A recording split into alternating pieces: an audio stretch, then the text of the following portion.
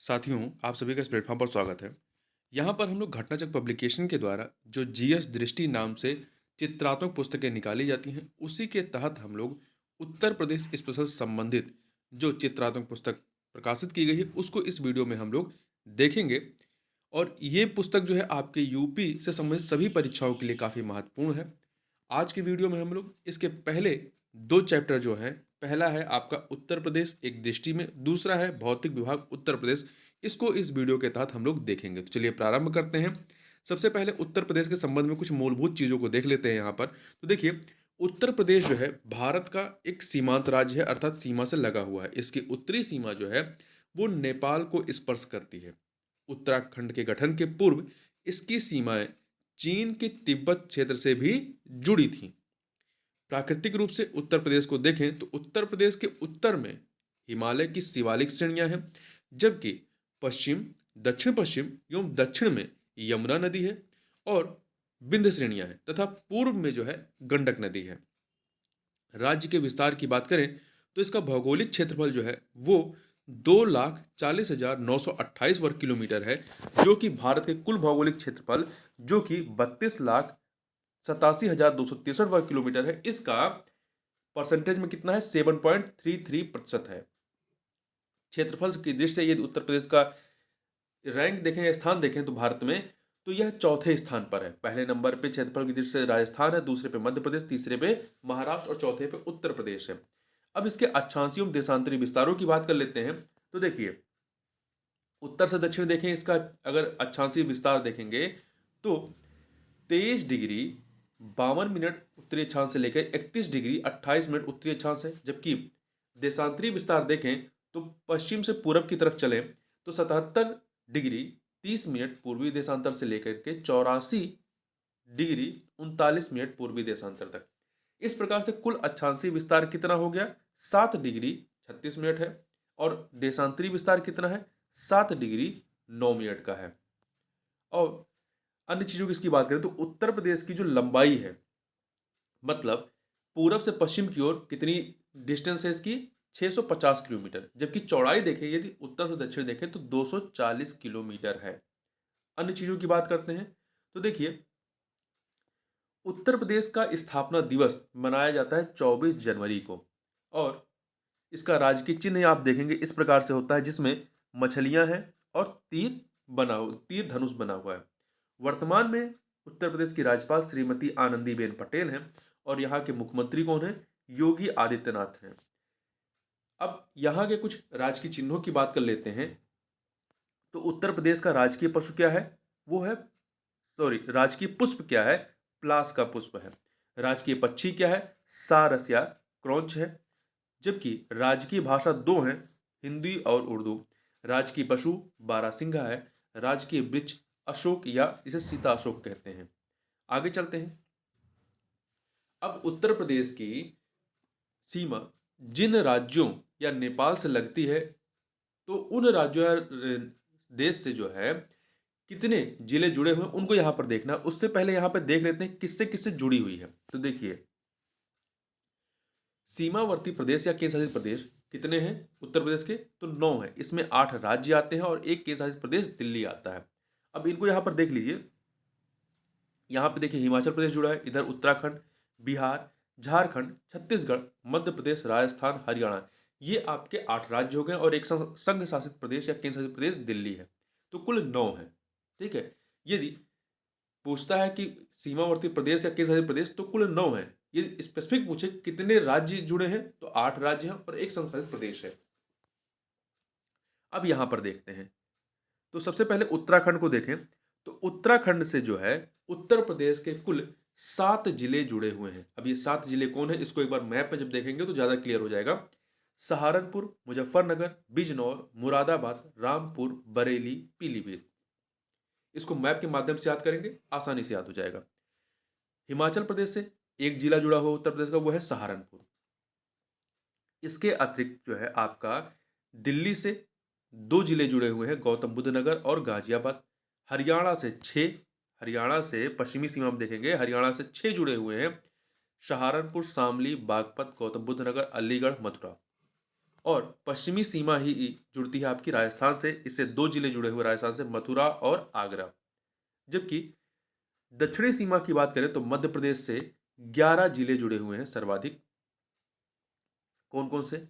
आगरा, इटावा, जालौन, झांसी, ललितपुर, महोबा, बांदा, चित्रकूट, प्रयागराज, मिर्जापुर, सोनभद्र। और छत्तीसगढ़ से एक जिला जुड़ा हुआ है, सोनभद्र। झारखंड से भी एक ही जिला जुड़ा हुआ है, सोनभद्र। तो देखिए, सोनभद्र आपका छत्तीसगढ़ से भी जुड़ा हुआ है और आपका झारखंड से भी जुड़ा हुआ है, साथ ही बिहार से भी जुड़ा हुआ है। यहाँ देखिए, तो 3 राज्यों से जुड़ा हुआ है सोनभद्र। और बिहार जो है आपका 7 जिलों से जुड़ा हुआ है, महाराजगंज, कुशीनगर, देवरिया, बलिया, गाजीपुर, चंदौली और सोनभद्र। जबकि जो एक देश है आपका नेपाल से सीमा साझा होती है, उत्तरी सीमा, उससे उत्तर प्रदेश के कुल 7 जिले जुड़े हुए हैं। कौन कौन से? पीलीभीत, लखीमपुर खीरी, बहराइच, श्रावस्ती, बलरामपुर, सिद्धार्थनगर और महाराजगंज, ये जुड़े हुए हैं। अब आगे चलते हैं। यहाँ पे उस राज्य का जो मौसम है, यहाँ पे मुख्यतः 3 मौसम होते हैं: ग्रीष्म, शीत, वर्षा। ग्रीष्म ऋतु जो है मार्च से जून तक रहता है, और वर्षा जो है जून से के अंतिम सप्ताह से अक्टूबर तक, और शीत ऋतु जो है अक्टूबर से फरवरी तक रहता है। अब यहाँ पे उत्तर प्रदेश का आप मैप देख सकते हैं, इसमें कुल 75 जिले हैं। तो यहाँ पे देखिए, उत्तर प्रदेश का जो सबसे उत्तरी जिला कौन सा है, वो है आपका सहारनपुर यहाँ पे। और सबसे पश्चिमी कौन सा हो जाएगा? देखिए, आगरा। और सबसे पूर्वी कौन सा हो जाएगा? ये है बलिया। दक्षिणी में कौन सा आ जाएगा? सोनभद्र।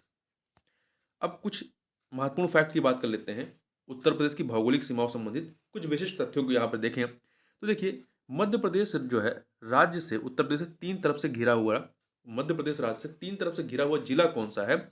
तो वो है आपका ललितपुर। यहाँ आप मैप में देखिए, ये इधर 3 तरफ से ये मध्य प्रदेश से घिरा हुआ है। उत्तर प्रदेश से लगा सबसे लंबी सीमा वाला राज्य कौन सा है? मध्य प्रदेश। इससे 11 जिले जुड़े हुए हैं। और उत्तर प्रदेश से लगा हुआ सबसे छोटी सीमा वाला राज्य कौन सा है? वो है हिमाचल प्रदेश, जो कि यहाँ के एक जिले सहारनपुर से जुड़ा हुआ है। ठीक है, सहारनपुर से आपका हिमाचल प्रदेश भी जुड़ा हुआ है और आपका उत्तराखंड भी जुड़ा हुआ है। उत्तर प्रदेश से लगा सबसे छोटी सीमा वाला राज्य जो है वो आपका हिमाचल प्रदेश हो गया, जबकि सबसे लंबी वाला मध्य प्रदेश हो गया। उत्तर प्रदेश के सहारनपुर जिले के सीमावर्ती राज्य कौन से हैं? तो सहारनपुर से 3 राज्य जुड़े हुए हैं: हरियाणा, उत्तराखंड और हिमाचल प्रदेश। उत्तर प्रदेश के सोनभद्र जिले के सीमावर्ती राज्य, ये आपका यहाँ पर सोनभद्र है, इससे इसके सीमावर्ती राज्य कौन से हैं? बिहार, झारखंड, छत्तीसगढ़, मध्य प्रदेश। ठीक है, 4 हैं। ये 4 राज्यों से जुड़ा हुआ है, बिहार, झारखंड, छत्तीसगढ़, मध्य प्रदेश।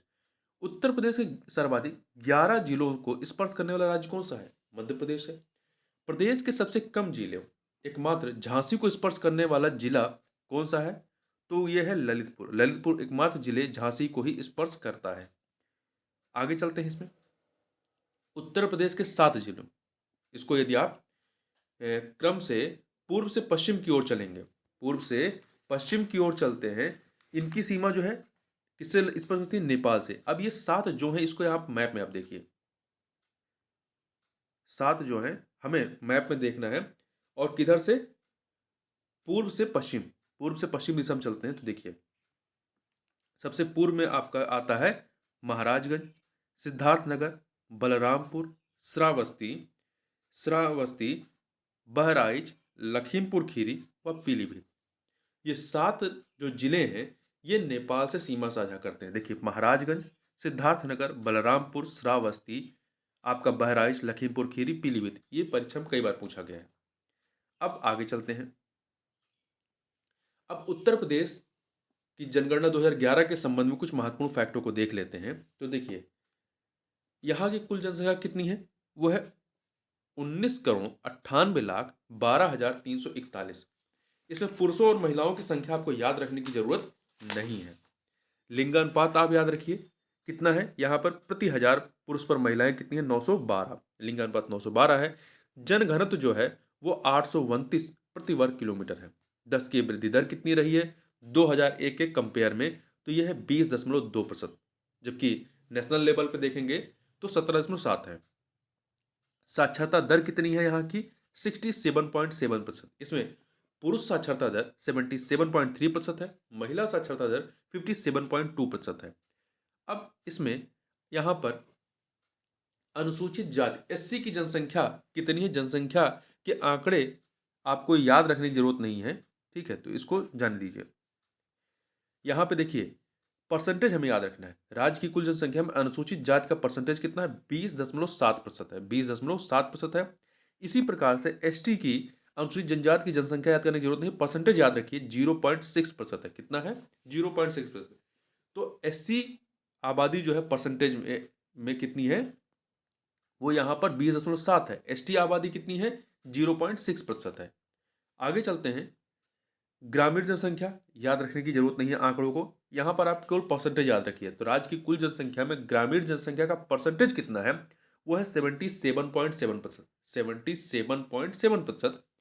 नगरीय जनसंख्या का परसेंटेज कितना है, 22.3%। तो उत्तर प्रदेश की 77.7% आबादी जो है ग्रामीण है, जबकि 22.3% आबादी नगरीय है। कार्य सहभागिता दर कितनी है, 32.94% है। अब बात करते हैं शिशु लिंगानुपात कितना है, 902 है, ठीक है। ऐसे नॉर्मल लिंगानुपात जो है 912 है, जबकि शिशु लिंगानुपात 902 है। अब उत्तर प्रदेश में धर्म के अनुसार जनसंख्या एवं परसेंटेज देखते हैं 2011 के जनगणना के अनुसार। तो यहाँ पे भी हमें जनसंख्या का एग्जैक्ट डेटा याद करने की जरूरत नहीं, केवल परसेंटेज हमें देखना है, याद करना है। तो देखिए राज्य की कुल जनसंख्या का परसेंटेज हिंदू आबादी कितनी है, 79.73। 79.73 हिंदू आबादी है, जबकि 19.26% जो है वो मुस्लिम आबादी है। और सिख आबादी की बात करें, सिख आबादी की तो कितनी है, 0.32 है। और इसके बाद देखें यदि ईसाई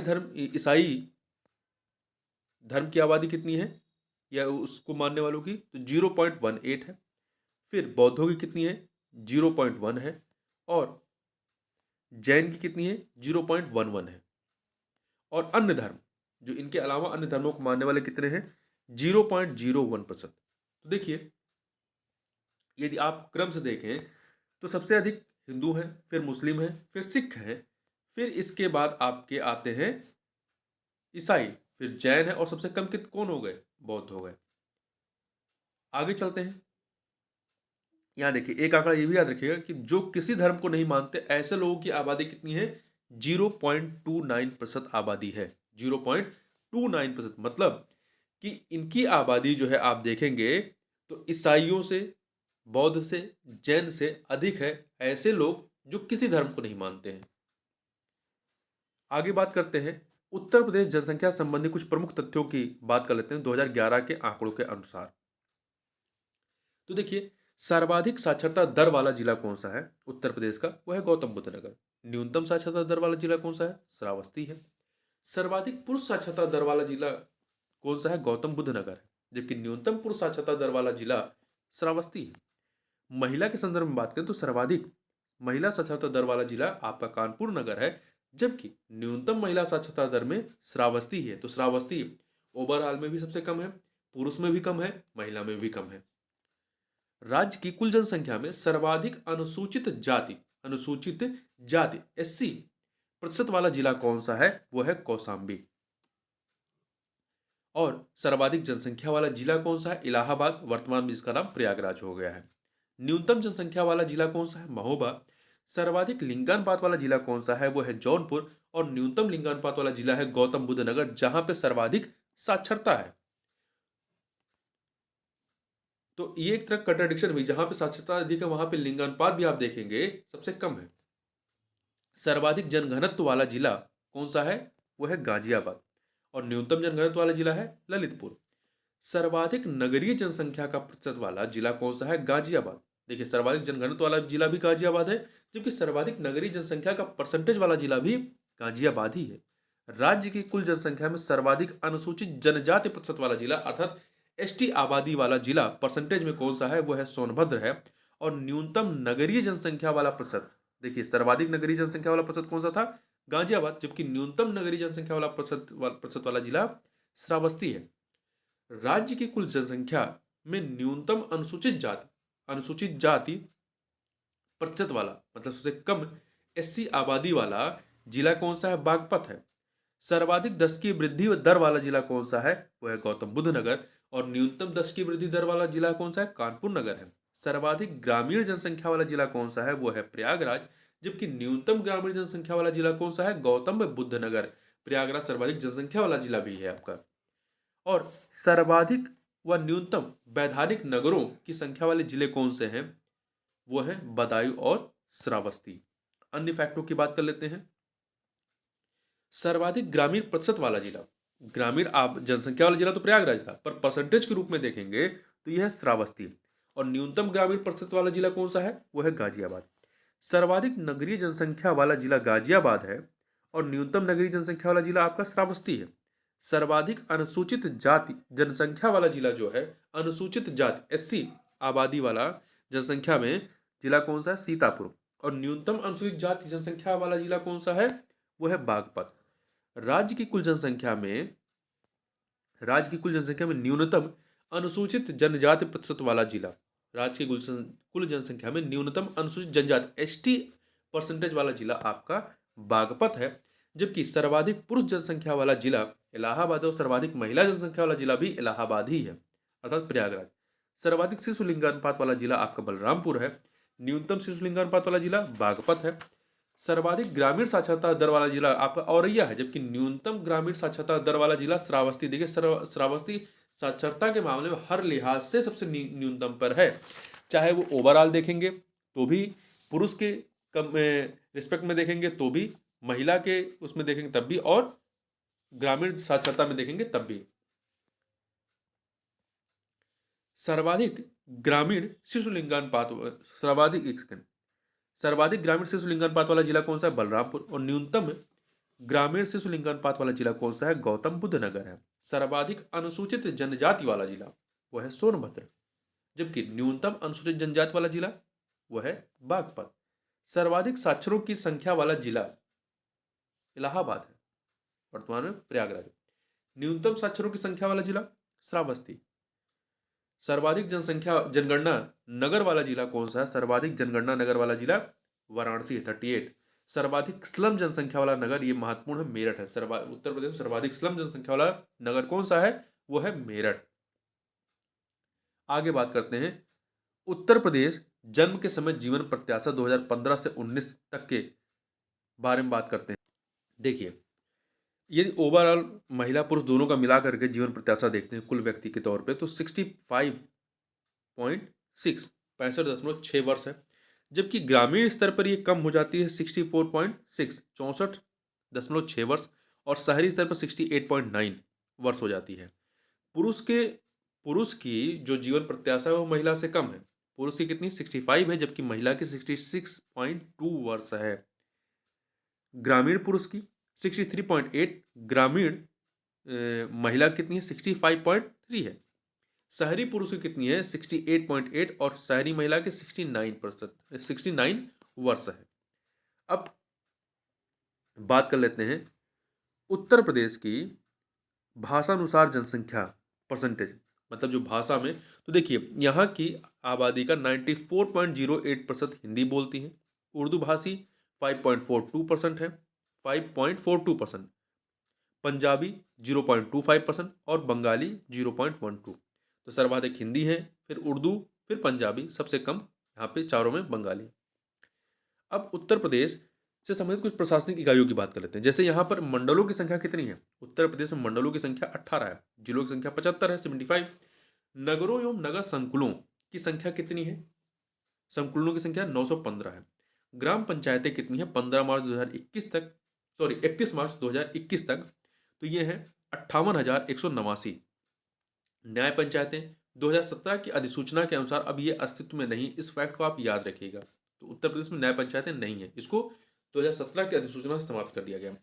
तहसीलें 351 351। विकास खंड कितने हैं 2021 के अनुसार? राज्य निर्वाचन आयोग के अनुसार जो है 826 है। नगर पंचायत स्थानीय निकाय निदेशालय के अनुसार 517 है। नगर पालिका परिषद 2022 में कितनी है? 200 स्थानीय निकाय निदेशालय के अनुसार। नगर निगम कितने हैं? 17। ध्यान रखिएगा, उत्तर प्रदेश में नगर निगम 17 हैं स्थानीय निकाय निदेशालय के अनुसार। कुल राजस्व ग्राम कितने हैं? कितने हैं? तो ये है आपके 1,06,774। आबाद ग्राम कितने हैं? तो ये है 97,814। आर्थिक संभाग क्षेत्र कितने हैं? वो है 4। अन्य चीजों की बात कर लेते हैं। उत्तर प्रदेश सहकारिता के बारे में बात करें तो यहाँ पर जिला केंद्रीय सहकारी बैंक 50 है, और आपका प्रारंभिक कृषि ऋण सहकारी समितियां कितनी हैं? 7,439, सॉरी 7,400 से 7,479 है। उत्तर प्रदेश कृषि एवं ग्राम विकास बैंक शाखाएं कितनी हैं? 323 हैं। और उत्तर प्रदेश चिकित्सा एवं स्वास्थ्य से संबंधित बातों चीज़ों के बारे में बात करें तो यहाँ पर होम्योपैथिक चिकित्सालयों एवं औषधालयों की संख्या जो है 2020-21 के आंकड़ों के अनुसार 1,585 है। इन आंकड़ों को आपको याद रखने की जरूरत नहीं है बहुत ज़्यादा। एलोपैथिक चिकित्सालयों एवं औषधालयों की संख्या 1 जनवरी 2021 तक 5,115 है, जबकि आयुर्वेद एवं यूनानी चिकित्सालयों एवं औषधालय कितने हैं? 2,360 है। अब उत्तर प्रदेश के विद्युत से संबंधित कुछ आंकड़ों की बात कर लेते हैं 2020-21 के आंकड़े। तो देखिए यहाँ पर एक सेकेंड, उत्तर प्रदेश राज्य विद्युत परिषद की स्थापना 1959 में होती है। उत्तर प्रदेश विद्युत नियामक आयोग की स्थापना 1998 में होती है। एकमात्र परमाणु विद्युत केंद्र उत्तर प्रदेश का कौन सा है? नरोरा, बुलंदशहर का नरोरा। इसकी स्थापना वर्ष 1989 में हुई थी। और हरदुआगंज ताप विद्युत गृह जो कि अलीगढ़ में है, इसकी स्थापना 1942 में हुई थी। राज्य में राष्ट्रीय ताप विद्युत निगम के केंद्र कितने हैं? 8 हैं। पूर्णतः विद्युतीकृत ग्राम कितने हैं? ये है आपके 97,814। और प्रति व्यक्ति विद्युत उपभोग कितना है उत्तर प्रदेश में? तो 391 किलोवाट घंटा, जबकि प्रति व्यक्ति विद्युत उत्पादन कितना है? वो 109 किलोवाट घंटा है। उत्पादन कितना है? 2,473 करोड़ किलोवाट घंटा। आगे चलते हैं।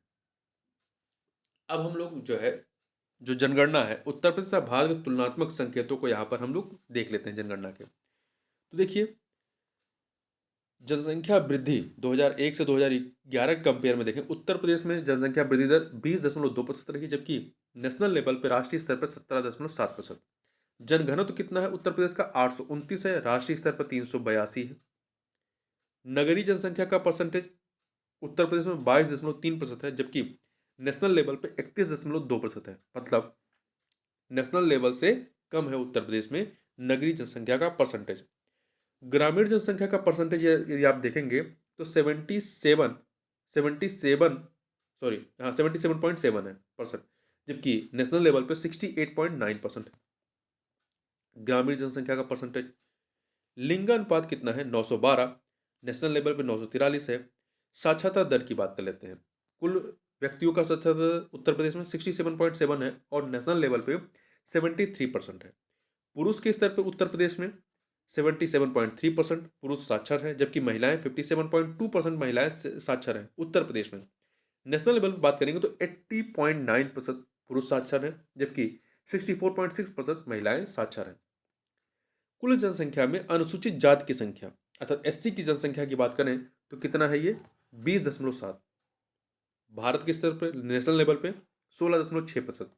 कुल जनसंख्या में अनुसूचित जनजाति की जनसंख्या एसटी की उत्तर प्रदेश में 0.6% है, जबकि नेशनल लेवल पे 8.6% है। लगभग लगभग एससी का आधा। जन्म दर की बात कर लेते हैं तो उत्तर प्रदेश में कुल जन्म दर कितनी है? 25.1, ग्रामीण में 26.1 है, नगरीय 22.1 है, जबकि नेशनल लेवल पे देखेंगे तो कुल 19.5 है, ग्रामीण में 21.1 है, नगरीय में 16.1 है। मृत्यु दर की बात कर लेते हैं 2020 के आंकड़ों के अनुसार तो कुल उत्तर प्रदेश में प्रति हजार पे कितने मतलब मृत्यु दर है? 6.5, ग्रामीण स्तर पर 6.8 है, नगरीय स्तर पर 5.4 है, जबकि नेशनल लेवल पे कुल मृत्यु दर कितनी है प्रति हजार? 6 है, ग्रामीण स्तर पर 6.4 है और नगरीय पे 5.1 है। शिशु मृत्यु दर की बात कर लेते हैं उत्तर प्रदेश और भारत की। प्रति हजार के आंकड़ों पर।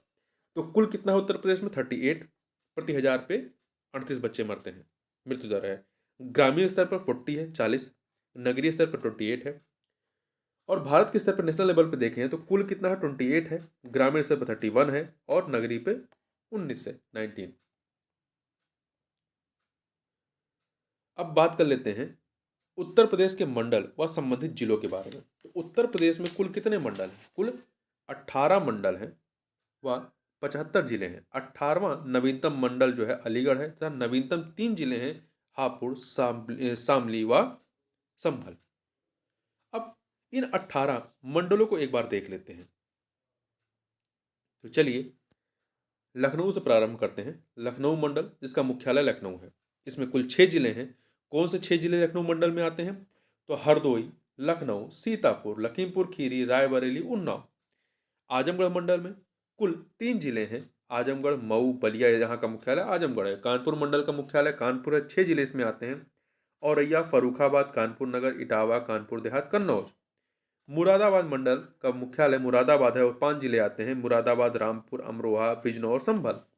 वाराणसी मंडल में कुल 4 जिले आते हैं। वाराणसी मुख्यालय है चंदौली, जौनपुर, गाजीपुर, वाराणसी। प्रयागराज मंडल की बात करें तो यहाँ पर भी कुल 4 जिले हैं और मुख्यालय प्रयागराज है।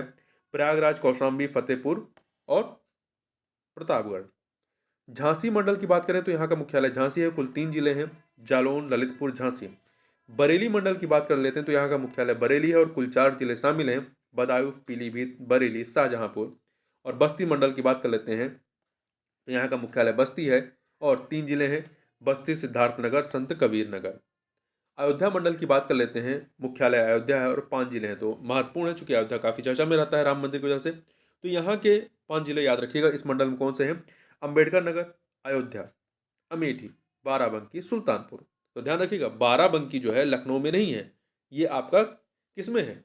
अयोध्या मंडल में आता है। कंफ्यूज मत होइएगा कि ये लखनऊ मंडल में आता है। बाराबंकी आपका अयोध्या मंडल में आता है। और अम्बेडकर नगर, अमेठी, अयोध्या, बाराबंकी, सुल्तानपुर, ये 5 हैं। देवी पाटन मंडल मुख्यालय इसका गोंडा है। ठीक है, 4 जिले हैं, बहराइच, गोंडा, बलरामपुर, श्रावस्ती। तो देखिए देवी पाटन कोई जिला नहीं है। अधिकतर को आपने देखा जो मंडल है वो जिले के नाम पर ही है। देवी पाटन कोई जिला नहीं है। ठीक है, ये एक मंडल है। इसका मुख्यालय गोंडा है और 4 जिले हैं, बहराइच, गोंडा, बलरामपुर, श्रावस्ती। मेरठ मंडल का मुख्यालय मेरठ है। 6 जिले हैं, बागपत, गौतम बुद्ध नगर, मेरठ, बुलंदशहर, गाजियाबाद, हापुड़। गोरखपुर मंडल की बात कर लेते हैं। गोरखपुर मंडल में मुख्यालय गोरखपुर है। कुल 4 जिले हैं, देवरिया, कुशीनगर, गोरखपुर, महाराजगंज। देवरिया, कुशीनगर, गोरखपुर, महाराजगंज। सहारनपुर मंडल की बात कर लेते हैं। इसका मुख्यालय सहारनपुर है और 3 जिले शामिल हैं इसमें, तो मुजफ्फरनगर, सहारनपुर, शामली। और इसी प्रकार से अलीगढ़ मंडल में कुल 4 जिले हैं और अलीगढ़ इसका मुख्यालय है। अलीगढ़, हाथरस, एटा, कासगंज। चित्रकूट मंडल की बात कर लेते हैं, मुख्यालय इसका बांदा है। ध्यान रखिएगा चित्रकूट मंडल का मुख्यालय क्या है? चित्रकूट नहीं है, बांदा है। और यहाँ पे 4 जिले शामिल हैं, बांदा, हमीरपुर, चित्रकूट, महोबा। मिर्जापुर मंडल का मुख्यालय मिर्जापुर है और 3 जिले शामिल हैं, मिर्जापुर, सोनभद्र और भदोही। आगरा मंडल की बात कर लेते हैं। यहाँ का मुख्यालय आगरा है। कुल 4 जिले शामिल हैं, आगरा, मैनपुरी, फिरोजाबाद, मथुरा। आगरा, मैनपुरी, फिरोजाबाद, मथुरा। लखनऊ मंडल की हम लोग बात कर ही चुके हैं। तो सर्वाधिक जिले वाले मंडल कौन से हैं आपके? लखनऊ और कानपुर, यहाँ 6 जिले हैं। आगे चलते हैं। अब हम लोग बात करते हैं भौतिक विभाग, मतलब भौतिक विभाजन को देखते हैं उत्तर प्रदेश का। तो देखिए उत्तराखंड के गठन से पूर्व राज्य के 3 भूभाग थे। कौन कौन से? एक तो आपका पर्वतीय क्षेत्र था, फिर मैदानी और दक्षिण का पठारी क्षेत्र। उत्तराखंड के गठन के बाद पूरा पर्वतीय क्षेत्र जो है उत्तर प्रदेश से अलग हो गया। अब इस पर्वतीय क्षेत्र से लगा हुआ जो एक पतली सी पट्टी है भाबर तराई क्षेत्र ही उत्तर प्रदेश में बचा हुआ है।